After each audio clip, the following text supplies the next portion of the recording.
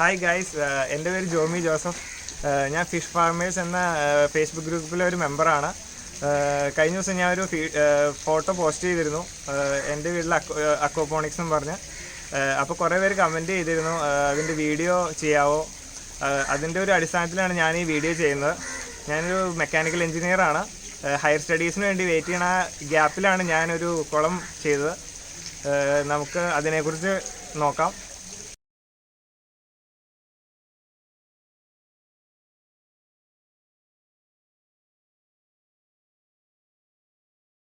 ഇതാണ് ഈ പറഞ്ഞ കുളം.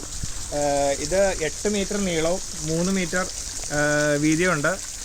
ഏകദേശം ഒരു 5.5 അടി 6 അടി താഴ്ചയുണ്ട്. ഇത് ലീനിയർ പരാബോളിക് എന്ന ഷേപ്പിലാണ് അത് ഡിസൈൻ ചെയ്തേക്കുന്നത്. JCB ഉപയോഗിച്ചാണ് കുഴി എടുത്തേക്കുന്നത്.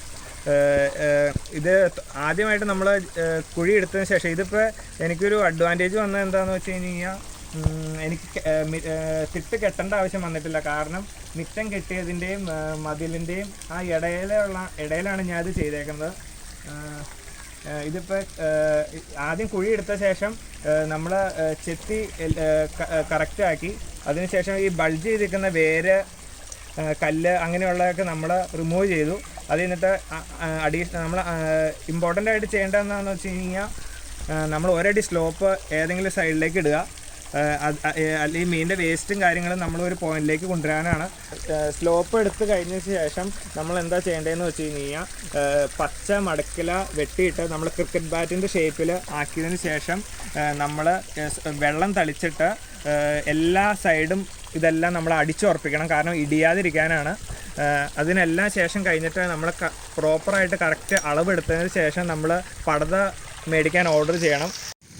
ഷീറ്റ് ഇടുന്നതിന് മുമ്പ് നമ്മൾ ആദ്യം ഇങ്ങനെ കല്ലുകളില്ലാന്ന് ഉറപ്പ് വരുത്തിയതിന് ശേഷം നമ്മൾ പ്ലാസ്റ്റിക്കിൻ്റെ പഴയ ചാക്കോ അങ്ങനെയുള്ള എന്തെങ്കിലും കീറിയിട്ട് നമ്മൾ ചുറ്റും ഒന്ന് കവർ ചെയ്യണം. അതിനുശേഷം നമ്മൾ നൈസായിട്ടുള്ള പാറപ്പൊടി ഉണ്ടെങ്കിൽ നമ്മൾ അടിയിൽ ഇട്ട് കൊടുക്കണം, നല്ലതായിരിക്കും. കാരണം ഈ പടത വന്നിട്ട് ലോഡ് ഇപ്പം 40,000 ലിറ്ററിൻ്റെ ലോഡ് വരുമ്പോൾ കീറിപ്പോകാനൊക്കെ ചാൻസ് ഒഴിവാക്കാനാണ് നമ്മളിങ്ങനെ ചെയ്യുന്നത്. അതിനുശേഷം നമ്മൾ ഇതെല്ലാം കവർ ചെയ്തതിന് ശേഷം നമ്മൾ പടത ഇടുന്നു. അടി അധികം ചുളുങ്ങാത്ത രീതിയിൽ നമ്മൾ പടത ക്ലിയർ ചെയ്യണം. ഇത് നെക്സ്റ്റ് സ്റ്റെപ്പ് എന്ന് പറയുന്നത് നമ്മൾ പടത ഇടുക എന്നുള്ളതാണ്. അത് ചുളുങ്ങാത്ത രീതിയിൽ ഇട്ട ശേഷം നമ്മൾ അതിൻ്റെ ഉള്ളിൽ വെള്ളം നിറയ്ക്കണം. വെള്ളം ആദ്യം നമ്മളൊരു 2 അടി 3 അടി വെള്ളം ആദ്യം നിറയ്ക്കുക. അതിനുശേഷം നമ്മൾ കപ്പ് കൊണ്ടോ എന്തെങ്കിലും ഇത് വെച്ച് നമ്മൾ 2-3 പ്രാവശ്യം ഒന്ന് കഴുകി കൊടുക്കുക. കാരണം ഇതിൻ്റെ കെമിക്കൽസ് വെള്ളത്തിലുണ്ടാവും. അതിനുശേഷം നമ്മൾ കുറച്ചും കൂടി വെള്ളം ഒരു ഫില്ല് ചെയ്തിടുക. അതിന് ശേഷം അതിൻ്റെ ഉള്ളിൽ നമ്മൾ ചാണകം ഒരു 2-3 കപ്പ് കലക്കി ഒഴിക്കുക. അതിന് ശേഷം ഒരു 2-3 ആഴ്ച വരെ അങ്ങനെ ഇട്ടിട്ട് അതിൻ്റെ കെമിക്കലൊക്കെ പോകാൻ വേണ്ടിയാണ് അങ്ങനെ ചെയ്യുന്നത്. അതിനുശേഷം നമ്മൾ വെള്ളം കുറച്ച് ഡ്രെയിൻ ചെയ്ത് കളയുക. അതിനുശേഷം കുറച്ച് വെള്ളം ഫില്ല് ചെയ്യുക. ഇതിൽ വെള്ളം നിറച്ച ശേഷം അടുത്ത സ്റ്റെപ്പ് എന്ന് പറഞ്ഞാൽ നമ്മൾ മീനിടുക എന്നുള്ളൊരു ഘട്ടമാണ്. ഇതിൻ്റെ ഉള്ളിൽ ഇട്ടേക്കുന്നത് ഒരു തിലാപ്പിയാണ്, ഗിഫ്റ്റ് തിലാപ്പിയാണ്. അത് 800 തിലാപ്പിയ ഇട്ടിട്ടുണ്ട്. പിന്നെ ഒരു 200 നട്ടർ ഇട്ടിട്ടുണ്ട്. പിന്നെ കുറച്ച് ഗൗരേന ഇട്ടിട്ടുണ്ട്. പിന്നെ നമ്മൾ ഇമ്പോർട്ടൻ്റ് ആയിട്ട് ഇടേണ്ട ഒരു മീനുണ്ട്, അത് ഗ്രാസ് കാർപ്പ്, പിന്നെ സൈപ്രസ് എന്നുള്ള മീനുകളാണ്. ആ മീനുകളുടെ ഉപയോഗം എന്ന് വെച്ച് കഴിഞ്ഞാൽ, നമ്മൾ ഈ ഓരോ ദിവസം തോറും മീനിൻ്റെ വേസ്റ്റ് എന്ന് പറഞ്ഞാൽ നമ്മൾ പ്രെഡിക്റ്റ് ചെയ്യാൻ പറ്റാത്ത ഒരു ലെവലിലാണ് വരുന്നത്. അപ്പോൾ അതെന്താണെന്ന് വെച്ച് കഴിഞ്ഞാൽ, നമ്മളൊരു സൈഡിലാണ് മോട്ടർ വയ്ക്കുന്നത്, സ്ലോപ്പിൻ്റെ സ്ഥലത്താണ് മോട്ടർ വയ്ക്കുന്നത്.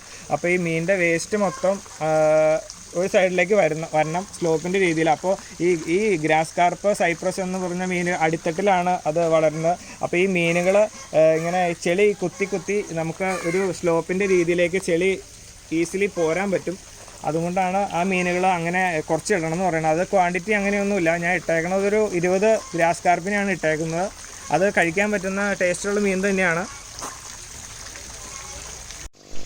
ഇതാണ് അതിൻ്റെ ഓക്സിജൻ സപ്ലൈ ചെയ്തുകൊണ്ടിരിക്കുന്നത്. നമ്മൾ ഹൈ ഇൻറ്റൻസിറ്റിയാണ് നമ്മൾ ഉദ്ദേശിക്കുന്നത്. ഇതിപ്പോൾ 18 വാട്ട്സിൻ്റെ ചെറിയ ഓക്സിജൻ്റെ പമ്പാണ് ഇരിക്കുന്നത്.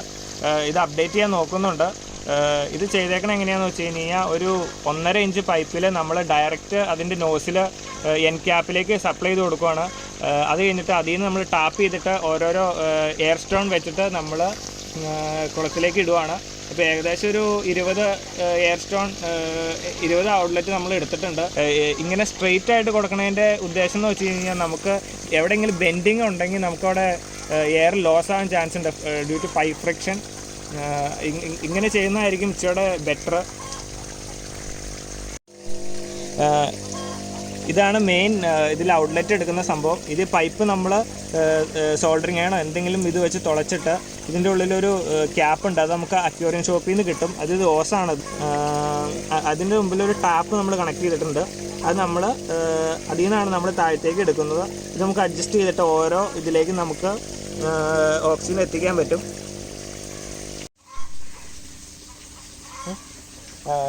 ഇപ്പോൾ ഇത്രയും നേരം നമ്മുടെ കുളത്തിൻ്റെ ഒരു ഡിസൈൻ നമ്മൾ കണ്ടു. ഇനി നമുക്ക് അക്വാപോണിക്സിൻ്റെ കണക്ഷൻ നമുക്ക് നോക്കാം. ഇത് മിറ്റം കെട്ടിയേക്കുന്നതിൻ്റെ അടുത്ത് തന്നെയാണ് ഞാൻ കട്ട വെച്ച് ഉണ്ടാക്കിയേക്കുന്നത്. ഇതിപ്പോൾ ടെമ്പററി ആയിട്ടാണ്, നമ്മൾ സിമെൻ്റൊന്നും യൂസ് ചെയ്തിട്ടില്ല. ഇതിൽ നമ്മൾ ഇങ്ങനെ ചെയ്യാൻ കാരണം എന്താണെന്ന് വെച്ച് കഴിഞ്ഞാൽ നമുക്ക് ഈ ഇവിടെ പൈപ്പ് നമ്മൾ ജോയിൻ്റ് ചെയ്ത് ഇങ്ങനെ എൽബോ കൊടുത്തു കഴിഞ്ഞ് കഴിഞ്ഞാൽ നമുക്ക് ഇതിൽ നിന്ന് തന്നെ ഡയറക്റ്റ് നമുക്ക് വെള്ളം തള്ളിക്കളയാൻ കഴിയും. അതുകൊണ്ടാണ് ഇങ്ങനെ ഡിസൈൻ ചെയ്തത്. ഇതാണ് ആ എൽബോ എന്ന് പറയുന്നത്. ഇത് നേരെ ടാങ്കിലേക്ക് ആണ് പോകുന്നത് ബെഡിൽ നിന്ന്. ഒരു തവണ വിളവെടുത്തതാണ്. ഇതിപ്പോൾ രണ്ടാമത് പ്ലാന്റ് ചെയ്തേക്കുന്നതാണ്. ഇതിപ്പോൾ അടുപ്പിച്ച് നട്ടേക്കണത് എന്നാന്ന് വെച്ചാൽ ഇതിൻ്റെ ഗ്രോത്ത് റേറ്റ് അനുസരിച്ച് നമുക്ക് പറിച്ച് മാറ്റി നടാനുള്ള സെറ്റപ്പിന് വേണ്ടിയാണ് ഇങ്ങനെ അടുപ്പിച്ച് നട്ടേക്കുന്നത്. ഇത് 3/4 ഇഞ്ച് മെറ്റലാണ് ഇതിൻ്റെ ഉള്ളിൽ ഇട്ടേക്കുന്നത്. അത് നമ്മുടെ കൺവീനിയൻസിനനുസരിച്ച് നമുക്ക് മാറ്റാം. നോക്കേണ്ട കാര്യം എന്താണെന്ന് വെച്ച് കഴിഞ്ഞാൽ മാക്സിമം സർഫസ് ഏരിയ ഉണ്ടെങ്കിൽ നമുക്ക് ബാക്ടീരിയാസിനെ കൂടുതൽ ഡെവലപ്പ് ചെയ്യാൻ പറ്റും. അപ്പോൾ അതനുസരിച്ച് നമ്മൾ മെറ്റൽ യൂസ് ചെയ്യുക. അടുത്തത് നമുക്ക് ഫിൽറ്ററിനെ കുറിച്ച് നോക്കാം. എല്ലാവർക്കും സംശയമാണ് ഫിൽറ്റർ എങ്ങനെയാണ്, അതിൻ്റെ വർക്കിംഗ് എങ്ങനെയാണ്. അപ്പോൾ അതിനെക്കുറിച്ച് നോക്കാം. ഇതാണ് നമ്മൾ മെക്കാനിക്കൽ ഫിൽറ്ററിൻ്റെ ആദ്യത്തെ പാർട്ട്. ഇതിപ്പോൾ ടാങ്കിൽ നിന്ന് വരുന്ന വെള്ളം നമ്മൾ 1 ഇഞ്ച് പൈപ്പിലാണ്. ഇപ്പോൾ ഇത് 1 മണിക്കൂറിൽ 6000 ലിറ്റർ പമ്പ് ചെയ്യുന്ന പമ്പാണ് വെച്ചേക്കുന്നത്. അപ്പോൾ അത് പമ്പ് ചെയ്ത് നമ്മൾ ഏറ്റവും അടിയിലേക്കാണ് ഇതിൻ്റെ കൊണ്ടുപോവുക. ഇതിൻ്റെ അടിയിലേക്ക് ബെൻഡ് കൊടുത്തിട്ട് അടിയിലേക്ക് കൊണ്ടുപോയിട്ട് നമ്മൾ ഇങ്ങനെ ഒരു പാർട്ട് നമ്മൾ ഇൻട്രൊഡ്യൂസ് ചെയ്യും.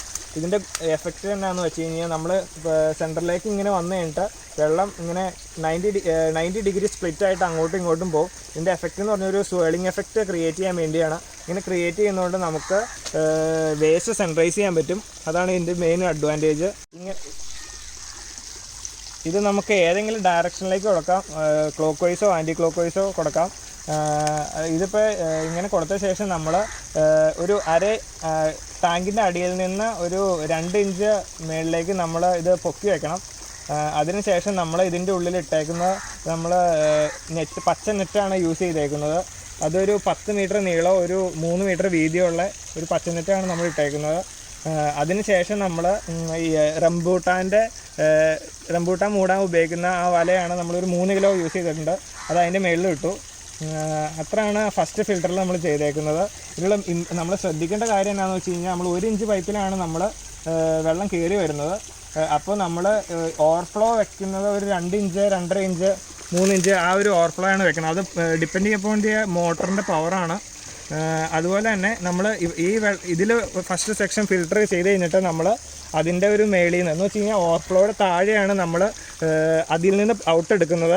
എന്ന് വെച്ച് കഴിഞ്ഞാൽ അത്യാവശ്യം സോളിഡ് വേസ്റ്റ് നമ്മൾ ഫിൽറ്റർ ചെയ്ത് കഴിഞ്ഞിട്ട് പുറത്തേക്ക് നമ്മൾ ഔട്ട് എടുക്കുന്നു. ഇത് ടാങ്ക് കണക്ടർ വെച്ചാണ് നമ്മൾ കണക്ട് ചെയ്തേക്കുന്നത്. ഈ ആദ്യത്തെ ടാങ്കിലത്തെ സെയിം പ്രോസസ്സ് തന്നെയാണ് നമ്മൾ രണ്ടാമത്തെ ടാങ്കിൽ ചെയ്യുന്നത്. ഇതിൽ പച്ചനെറ്റ് ഇട്ടതിന് ശേഷം നമ്മൾ ബയോസ്പോഞ്ചാണ് ഇടേണ്ടത്. ഇപ്പോൾ ബയോസ്പോഞ്ചിന് ഭയങ്കര റേറ്റ് ആയതുകൊണ്ട് നമ്മൾ സാധാ സ്പോഞ്ചാണ്. 10-15 ദിവസമായി ഫിൽറ്റർ ക്ലീൻ ചെയ്തിട്ട്. ഇതിപ്പോൾ ഇതിൻ്റെ എക്സോസ്റ്റ് നമുക്ക് നോക്കാം എഫക്റ്റീവ് ആണോ എന്ന്.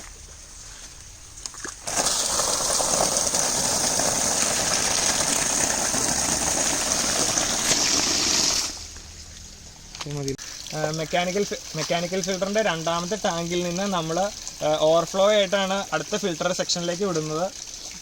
അതും ഇതുപോലെ തന്നെ നമുക്ക് ടാങ്ക് കണക്ടർ യൂസ് ചെയ്താണ് നമ്മൾ പുറത്തേക്ക് ഇടുന്നത്. ടാങ്ക് കണക്ടർ യൂസ് ചെയ്യുന്നത് വെച്ചാൽ നമുക്ക് എപ്പോഴാണെങ്കിലും നമുക്ക് ഇതിൻ്റെ ടാങ്ക് സെപ്പറേറ്റ് ചെയ്യാൻ നമുക്ക് ഈസിയാണ്. ഈ ടാങ്കിൽ നമ്മൾ ഇതുപോലെ ഒരു 2 ഇഞ്ച് ഓവർഫ്ലോ കൊടുക്കുന്നുണ്ട്. ഇതിലിപ്പോൾ ഓവർഫ്ലോ വരുന്നുണ്ട്.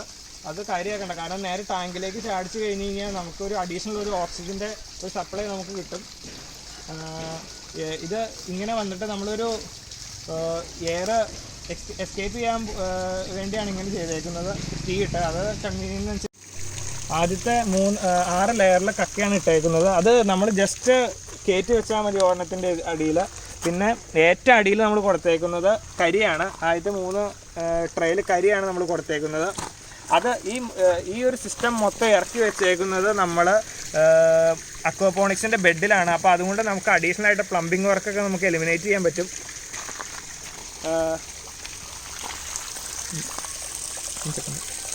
കാരണം മാക്സിമം സർഫസ് ഏരിയ കിട്ടാൻ വേണ്ടിയാണ്. ഇവിടം വരെ വരുന്നത് ആ സോളിഡ് വേസ്റ്റ് അടങ്ങിയ റിമൂവ് ചെയ്ത വെള്ളമാണ് നമ്മൾ ഇതിൻ്റെ ഉള്ളിൽ കടത്തി വിടുന്നത്. ഈ കക്കയിൽ നമ്മൾ ഡയറക്റ്റ് വെള്ളം തുറന്നു വിടാൻ പാടില്ല, ഇങ്ങനെ ലിക്വിഡ് ഡ്രോപ്ലെറ്റ്സ് ആയിട്ടാണ് തുറന്നു വിടാൻ പാടുള്ളൂ.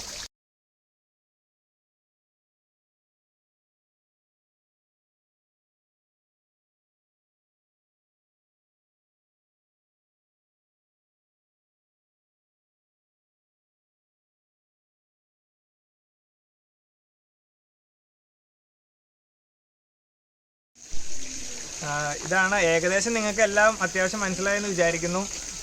ഇതും കുറേ ട്രയൽ ആൻഡ് എറർ മെത്തേഡിൽ ചെയ്തതാണ്. അത്യാവശ്യം സക്സസ് ആയിട്ട് പോകുന്നു. നിങ്ങൾക്ക് മാക്സിമം ഉപകാരപ്പെട്ടുവെങ്കിൽ മറ്റുള്ളവരിലേക്ക് എത്തിക്കുക.